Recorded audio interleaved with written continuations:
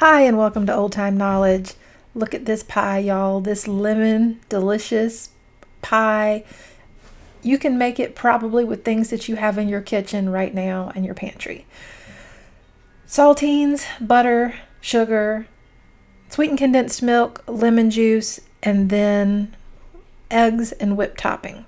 You can make your homemade whipped topping, or you can buy Cool Whip or whatever. In fact, you can also make meringue, but we'll talk about that as we make the pie.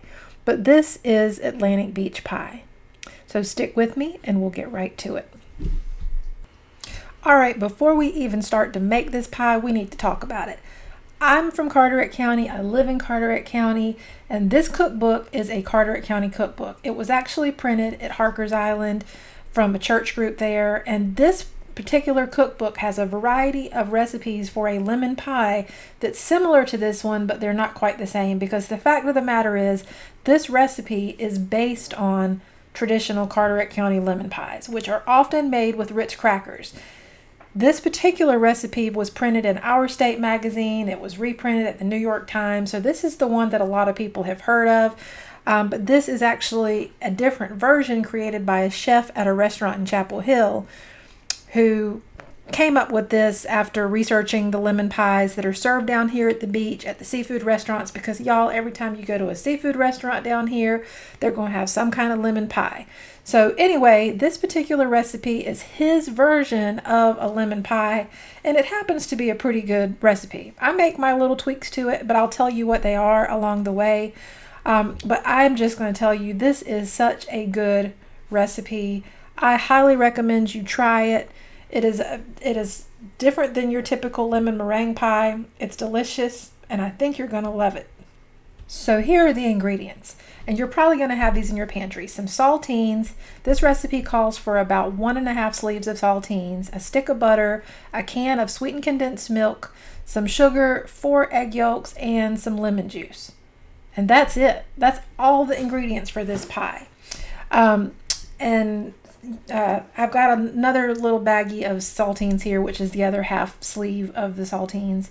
Like I said, typically the ladies who have made this pie would use Ritz crackers, but it's perfectly fine to use saltine crackers. I like it. It's good.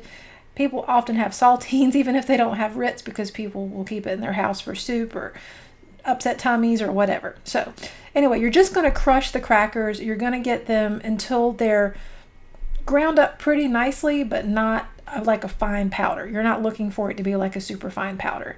This is a crumbly crust. So I'm going to just go ahead and get these crushed and in here. One variation that I do when I make this pie is sometimes I bake the crust before I bake the pie, and sometimes I don't. The recipe actually says that you should make up this crust, chill it in the refrigerator for a little while, then bake it in the oven for about 15 minutes before putting the filling into the pie crust. And then you bake the pie after that. But I sometimes do it and I sometimes don't. And this particular time, I'm just not going to bake the pie crust because it doesn't make a massive difference to me. I like it both ways, but you can try it the other way if you want it crispy. All right, so I've gotten all the crackers in here in pieces, and I'm going to get these crushed up a little bit, and then through the magic of video, there they are. That's how they'll be. There we go. That's the consistency we want. You want it to be pretty ground up, but not like a super fine powder. And so now I'm just going to add the sugar and add the butter and get this all mixed up. And the butter is softened. You don't want it to be really cold because it's going to be too hard to mix in, and you don't really want to melt it either. Just work with a softened stick of butter and get that in there. And I've got about 3 tablespoons of sugar in there. And so I'm going to start mixing it with a fork first because it's so messy with the butter. But then once I get it mixed a little bit with the fork, then I'll go ahead and mix it with my hands. Okay, I'm just speeding this up a little bit because you understand what it means to just get this all mixed together, and then, like I say, get in there with my hands. And the whole idea is just to get the butter and the crackers and the sugar all mixed up so that it holds together, and so that when I press it into the pie dish, that it stays put and it's not just a big crumbly mess. And there we have it. So it's kind of crumbly, but if you pinch it together, it's going to kind of hold into like a little shape, and that's what you want. And so at this point, I'm going to press it into the pie dish. All right, a bit of history as I'm getting ready to press this into the pie dish. But the reason why this is called Atlantic Beach pie is because back in the 50s and 60s and earlier, that was the place where people would come to the beach here in Carteret County. The end of the island where I live wasn't opened up yet. And so everyone would come to the beach and they would go to Atlantic Beach. But then they would go over to Morehead City and they would have seafood at the seafood restaurants like Captain Bill's or the Sanitary. And that was where they would get that lemon pie, and it was so memorable to people. And so people who aren't from the beach and who grew up in that era tend to think of Atlantic Beach when they think of coming to the beach. But in reality, like I say, this is just a Carteret County lemon pie. And I'm sure they make similar lemon pies in other places.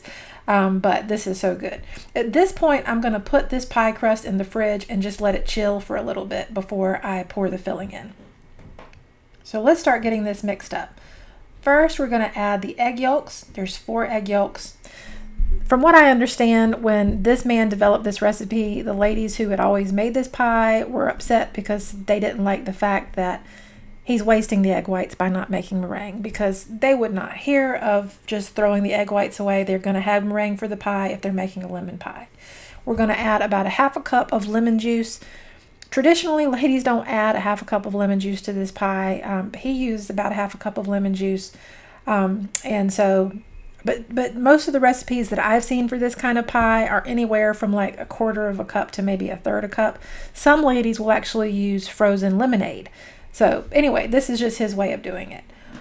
And I'm just using a spoon to stir this up. He does talk about in the article where it was written how important it is to get this all mixed up super good. I'm sure he would be using a whisk or a mixer, and he would be worried to see me just using a spoon. But anyway, I'm going to add this sweetened condensed milk in and stir it in and continue to use my spoon, because I find that I'm able to mix things up just fine even with my spoon.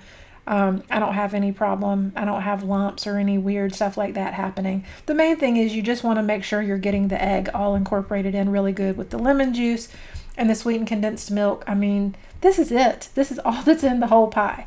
And so it's really not hard. It's quick to throw together. The longest part is just letting it chill before you eat it. So I'm going to get this mixed up really good. And then I'm going to be pouring it right into my chilled pie crust. Like I say, sometimes you're going to want to bake that pie crust first because that's going to give it a little bit of a crispier texture, but I just don't do that this time. I'm just not baking the pie crust this time. So I'm just going to get this mixed up here. And another thing. I don't know if y'all have ever heard of this before, but North Carolina and South Carolina have traditionally been known for their shag music, their beach music, people going shagging. Atlantic Beach was the place on the North Carolina coast to go shagging back in the day.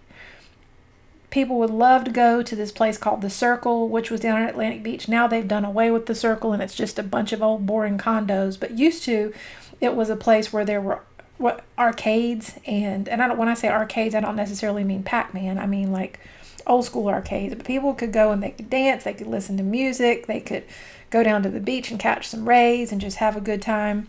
Anyway, so you're just seeing here, I'm talking, but anyway, you're just seeing here the pie filling that I'm going to be pouring into that shell. So I'm going to get that and get that poured right into the shell. But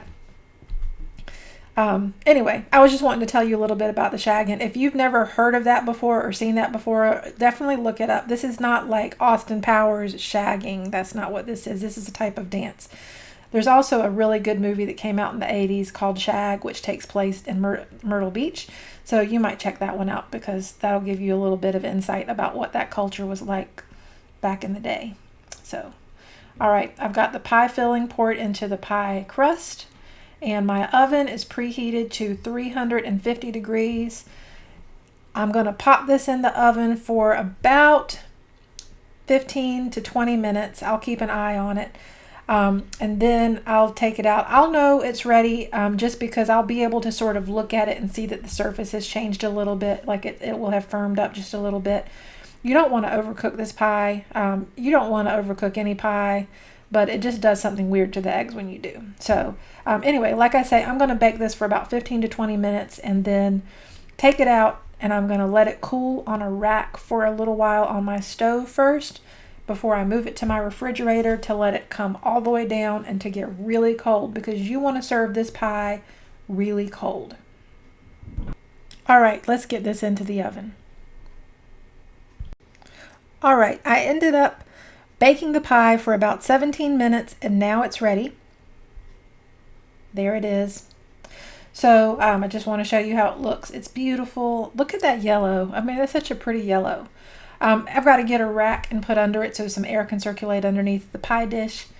And then after it has cooled on the rack for a little while, just to bring that glass down in temperature, I'll move it over into the refrigerator.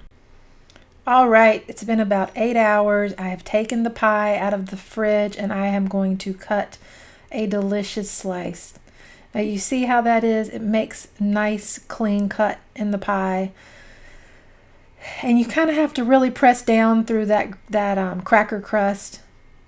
But boy, that crust is good, y'all. So let me get this served up. And I also had already made some homemade whipped cream and had it in my refrigerator. I had made it actually yesterday for something. So I'm going to go ahead and get a little bit of that served on top. And oh, this is so good. I really want y'all to try this. I want you to make this. I want you to tell me what you think in the comments below, because I love this pie. This is so good.